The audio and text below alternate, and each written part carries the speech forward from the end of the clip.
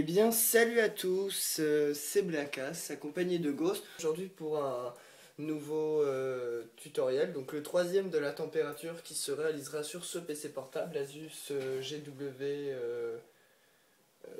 non, c'est Asus 75 VW, voilà, c'est celui-là. Donc le PC de Blackass, comme il était dit en fait dans la vidéo sur les PC fixes.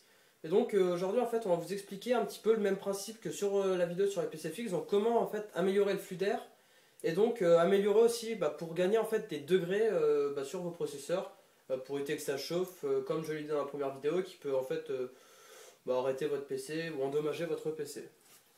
Alors la première étape, c'est tout simplement de mettre des cale-pieds sur nos ventilateurs, c'est-à-dire rehausser notre ordinateur. Au lieu que, parce que moi, sachant que c'est un ordinateur gaming, j'ai deux grands ventilateurs à l'arrière, mais souvent ils sont calés sur les côtés et en dessous.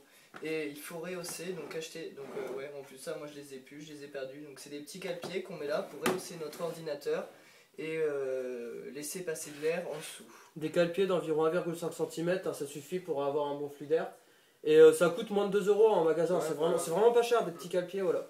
Ensuite, on a une plaque de refroidissement, donc soit par ventilateur, soit par hydraulisme, si je ne m'abuse. Je crois que ça se fait maintenant par je sais pas.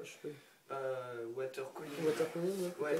Et en fait, c'est une plaque tout simplement qui se branche maintenant par USB, qui se met sous l'ordinateur et qui apporte de l'air frais à certains niveaux. Cela dépend. Il existe des plaques de refroidissement pour certains modèles de PC et d'autres universels. Ouais, donc en fait ça dépend si votre PC, par exemple, son système de refroidissement se situe au centre, il faudra plutôt une tablette avec un ventilateur au centre. Et s'il se situe sur les côtés, genre une plaquette, enfin une tablette avec deux petits ventilateurs sur les côtés. Donc tout dépend en fait, il faut choisir bien en fonction de votre PC et pas forcément ce que vous trouvez le mieux, enfin ce qui vous dit que c'est le mieux. Pensez aussi à prendre, souvent vu que ça use une prise USB, ça existe ces tablettes où justement il offre un port USB pour compenser en fait le port USB utilisé. Donc la deuxième astuce en fait c'est de nettoyer le processeur et votre PC. Donc bien sûr si votre PC est encore sous garantie, vous pouvez le renvoyer au SAV, comme ça vous évitera de le démonter et donc déchirer la bande de garantie. Vous le renvoyez au SAV, vous dites qu'il chauffe trop, que voilà, il plante, et ils vont vous faire un nettoyage complet. C'est dans la garantie, ils vont enlever la poussière, faire un nettoyage complet. Sinon, vous, pour faire votre propre nettoyage, sans forcément le démonter, au niveau des ventilateurs, vous pouvez une bombe d'air sec, ou quelque chose qui jette de l'air pour évacuer la poussière, ou alors avec un aspirateur, mais avec un aspirateur avec un embout en caoutchouc, mais l'aspirateur avec la puissance la plus faible. Vraiment pas un aspirateur puissant, il ne faut pas un aspirateur industriel, ce genre de truc, un aspirateur domestique de maison, mais avec la puissance la plus faible, pour éviter en fait tordre les composants, d'abîmer les résistances, ce genre de truc. Donc vraiment là, faites pas faut pas le mettre à fond quoi, sinon ça va pas le faire. Donc pensez à voilà, bien tout nettoyer.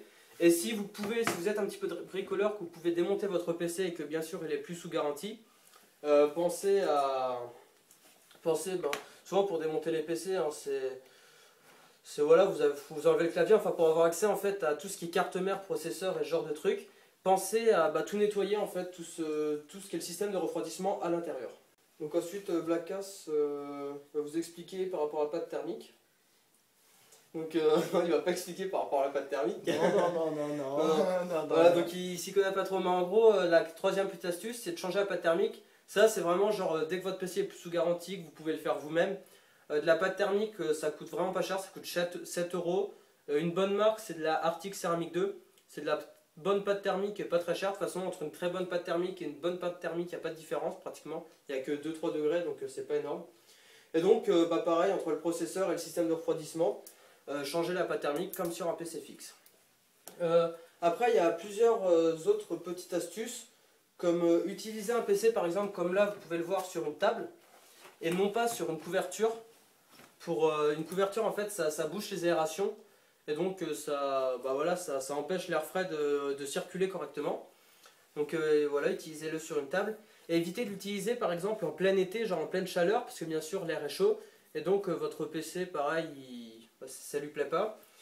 Et donc enfin, évitez aussi d'utiliser votre PC dans des endroits genre poussiéreux ou des endroits où il y a du pollen. Bien sûr, vous n'allez pas l'utiliser dans un champ, mais si vous vivez à la campagne, évitez de l'utiliser pendant le printemps dehors, par exemple, parce que le pollen colle aux composants. Et aussi évitez de l'utiliser à la plage. Bon, je sais bien que tout le monde ne l'utilise pas à la plage, mais Ouais, c'est pour jamais. La plage, ouais. Ouais, la plage, ouais. Allez, on va se quitter sur cette connerie. Voilà, c'est ça.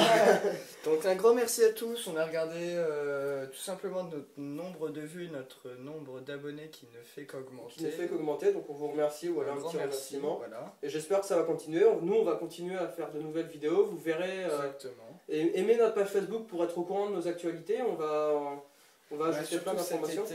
cet été, il va y avoir des gros trucs. Donc ça va être assez sympa.